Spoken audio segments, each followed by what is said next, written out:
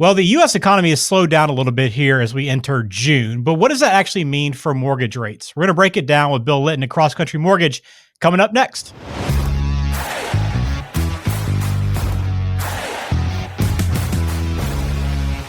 Well, hello and welcome into the Smart Mortgage Show. I'm Ben George with Bill Litton over at Cross Country Mortgage. Bill, how are you? Ben, how you doing? Doing well. Getting ready for now moving into June, the summer months. I'm sure you get out and get around and do a little traveling during the summer months, I'm sure, right? Do a little traveling, head to the beach, try and get out and do some boating. We love the summer. I actually love the heat. I'll take 100 degrees over freezing any day. Well, you're in a beautiful part of the country for the summer months for sure in Chadsford, Pennsylvania, and the surrounding area. So enjoy it. And hopefully wherever you're watching or listening from, you're enjoying your summer as well. As we move into June, we got a market update for you as we like to do every single month. Make sure you subscribe to the show. We'll bring you up to date on the latest trends, news, topics that Bill and his team at Cross Country are paying attention to. This month, Bill, as I teased at the beginning of the show, the economy started to slow down a little bit. And I know you obviously pay attention to the economy and the data coming out there, especially as it relates to mortgage rates. So what can you tell us about the latest trends here as we head into June? Yeah, so as everybody knows, this slowdown was supposed to take place a bit sooner. So there's this phrase, rates are going to stay higher for longer. And we've already experienced that, right? We expected rates to come down, or there were certain surveys and certain forecasts that said that rates would come down at the end of last year. Well, now we're in the middle of 2024 and they still have not come down. But GDP slowed. So GDP came in, it was a Q1 GDP estimate of 1.6% growth, and it came in at 1.3.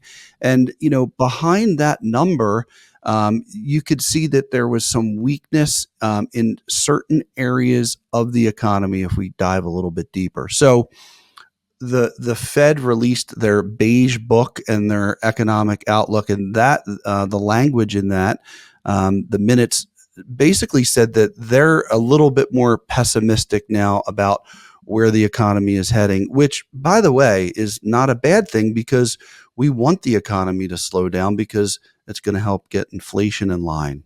When you watch and you look at those numbers for people that are paying close attention to this stuff every quarter, every year, how significant is a miss from 1.6 to 1.3? What I would say is it's a good sign because it's saying that we are cooling a bit. I wouldn't say that 0.3% is a monumental miss. Okay, now if that was the miss on an inflation number, that's a big disparity. On GDP, it's not as large, but it's an important measure, and it did move in the right direction.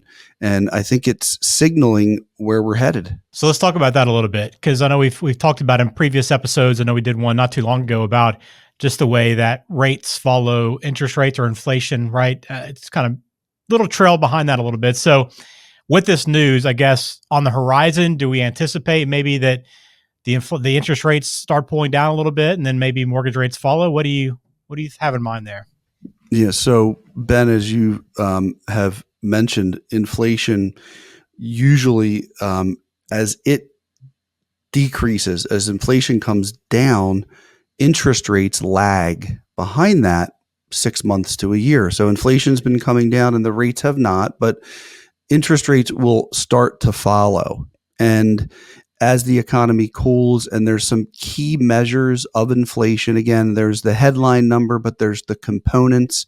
As those components are analyzed and the Fed feels more comfortable, the Fed will cut rates. And, barring any extenuating, unforeseen circumstance, because nobody can predict the future, okay?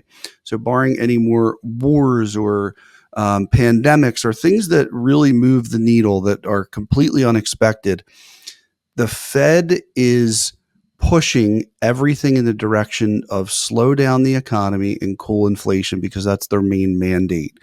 And the Fed wields a lot of power. So when they use all their tools to create this dynamic, it is only a matter of time before the rates come down. It's a it's a foregone conclusion, but that's without any other outside pressures that could affect it. So based on they're throwing everything they can at this problem, we think at this point now it's possible rates could come down by the end of the year, and those were some forecasts that we noted as being possibilities.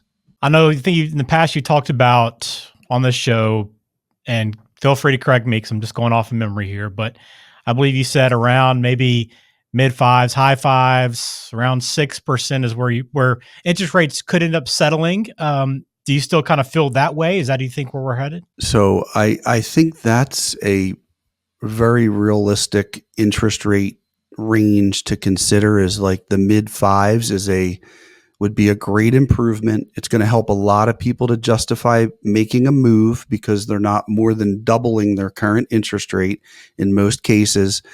There are more aggressive forecasts that have us in the 4% range sooner than I believe that we'll be there. But I think that within the next 12 to 24 months, being stabilized in the mid fives is very realistic. Is there anything else you're watching in the next, I guess, quarter or two? Do we want to see that number come down again, the GDP, to continue to see that trend of cooling? Like if we were to maybe bounce back up again next month, would that kind of change your perspective on, the upcoming 12 to 24 months? Yeah. So one thing I have to applaud the Federal Reserve on is that they are always data dependent, right? So Okay. they analyze the data and then they make decisions. So they really can't, they can make predictions and forecasts, but they certainly can't guarantee anything. So to your point, if the GDP number next quarter is to outpace the forecast, that means the economy is heating back up. It's still a little bit too hot. And then that's going to have the reverse effect on interest rates. Will be interesting to watch. Again, if you have questions, you want to get an update on mortgage rates, maybe see what's available for you, see what your lending options are. The best thing to do is to get in touch with Cross Country Mortgage. A couple ways you can do that.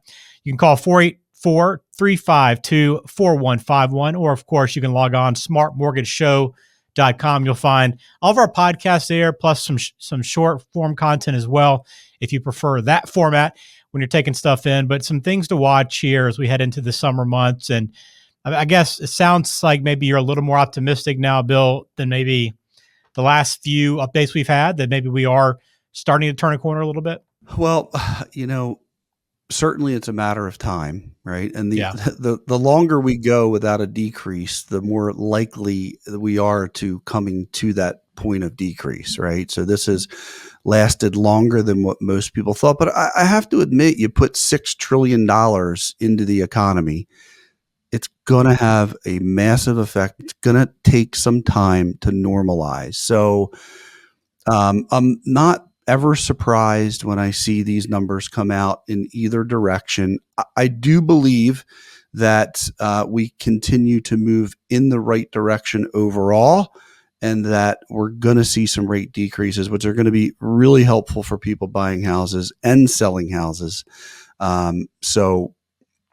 Timing, I would say, again, I look in that 12 to 24 month range that we're going to be firmly in a new rate environment in the 5% range. I feel like the first signs of decrease are probably towards the end of this year.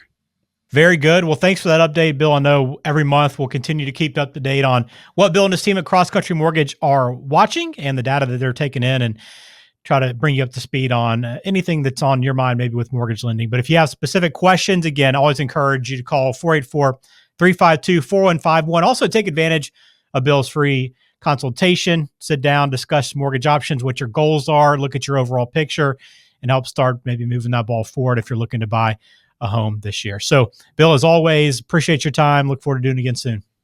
Thank you, Ben.